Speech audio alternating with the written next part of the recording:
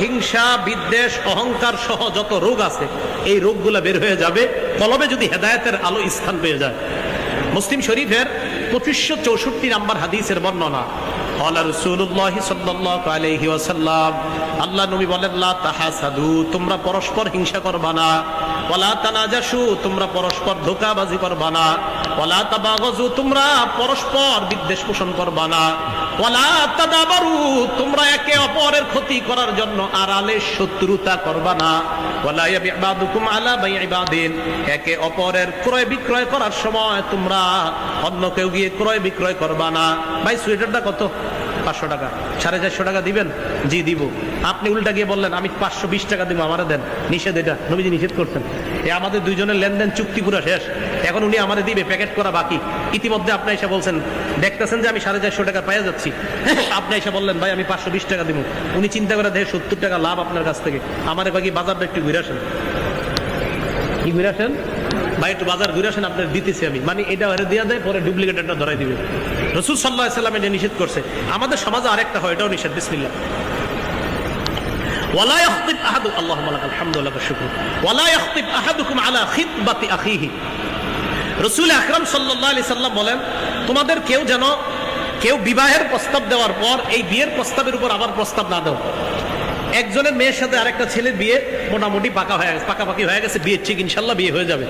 আগামী শুক্রবারে বৈঠক বসবে যে কবে বিয়ের তারিখটা ঠিক করা যায়।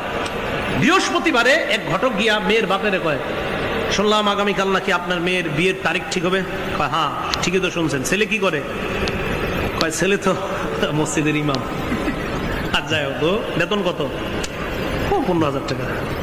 যাই হোক, আপনি এই এলাকায় কতদিন জানি না, তো হুজুরকে বেতন বাড়ায় দিয়ে আল্লাহ বরকত দিব। তো এটা বলার পরে 15,000 টাকা, হ্যাঁ আমি তো ইতালি থেকে একটা ছেলে আনছি প্রস্তাব, বেতন 14 লাখ। এখন মেয়ের বাপের অবস্থাটা কি হবে? রাসূল সাল্লাল্লাহু আলাইহি সাল্লাম বলেন, লা ইয়াখতিব আহাদুকুম আলা খিতবাতি আখি, বিয়ের প্রস্তাব দিছে একজন, আলোচনা চলতেছে, তোমরা উপর দিয়ে গিয়ে প্রস্তাব দিও না। সমাজে এগুলা হচ্ছে। রাসূল আকরাম সাল্লাল্লাহু আলাইহি সাল্লাম এগুলা নিষেধ করলেন। করার পর নবীজি বলেন, ওয়া কুনু ইবাদাল্লাহি ইখওয়ানা, তোমরা ভাই ভাই হয়ে যাও। এরপর নবী বলেন, আল মুসলিমু আখুল মুসলিম, মুসলমানের ভাই, লা ইয়াজলিমুহু, ভাই ভাইকে জুলুম করতে পারে না, ওয়ালা ইয়াখজুলুহু, ভাই ভাইকে লাঞ্ছিত করতে পারে না, ওয়ালা ইয়াহকিরুহু, ভাই ভাইকে তুচ্ছ তাচ্ছিল্য করতে পারে না। নবীজি হাদিসের শেষে বলেন, বিহাসবি ইমরিইম মিনাশ শাররি আন ইয়াহকিরা আখাহুল মুসলিম, কোন মানুষ খারাপ হওয়ার জন্য এতটুকুই যথেষ্ট, সে আরেকজন মুসলমান ভাইকে অন্যের সামনে তুচ্ছ তাচ্ছিল্য করা। আমি খারাপ হওয়ার জন্য এতটুকুই যথেষ্ট, আমি আমার এই ভাইকে অন্য কারোর সামনে তুচ্ছ তাচ্ছিল্য করলাম, আমি খারাপ হওয়ার জন্য এতটুকু যথেষ্ট। তাহলে কোন মুসলমানের ভাইয়ের সম্মান হানি আমরা করব না। এই হাদিস পুরাটা কেন শোনাইলাম এখন দেখেন। রাসূল বলে, আত্তাকওয়া হা হুনা, আত্তাকওয়া হা হুনা, আল্লাহ নবী বলেন আত্তাকওয়া হা হুনা, এই শোনো শোনো, এখানে তাকওয়া, এখানে তাকওয়া, মানে কলবে তাকওয়া, কলবে তাকওয়া।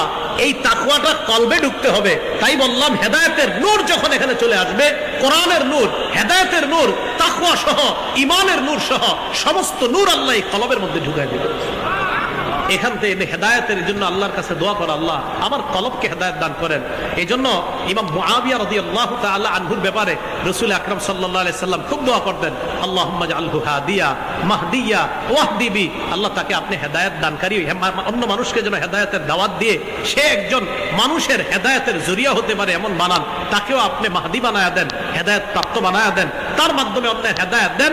এই যে হেদায়েত দেওয়া, এর দ্বারা উদ্দেশ্য করব, কারণ অন্য বর্ণনা আছে আল্লাহুম্মা হদি কলবা, আল্লাহ তার কলবকে আপনি হেদায়েত দান করেন। তাহলে বলেন তো হেদায়েতের জায়গা কই? কলব। এই জন্য রাসূল আকরাম সাল্লাল্লাহু আলাইহি সাল্লাম সহিহ বুখারীর 52 নম্বর হাদিসের মধ্যে বলেন, ক্বালা রাসূলুল্লাহ সাল্লাল্লাহু আলাইহি ওয়াসাল্লাম, আল্লাহ নবী বলেন, আলা ইন্না ফিল জাসাদি মুদগাতান, শোনো তোমরা দেহের মধ্যে একটা গোশতের টুকরা আছে, মাংসপিণ্ড আছে, ইদা সালাহাত সালাহাল জাসাদু কুল্লু, কোন কোন riwayate আনছেন সলুহাত সলুহাল জাসাদু কুল্লু, তা আমার তাহকিকে সালাহাতটাই বেশি মনে হচ্ছে ভালো। সালাহাত সালাহাল জাসাদু কুল্লু, যদি এই গোশতের টুকরাটা শুদ্ধ হয়ে যায়, সালাহাল জাসাদু কুল্লু, তাহলে পুরো শরীরটা সুস্থ হয়ে যায়।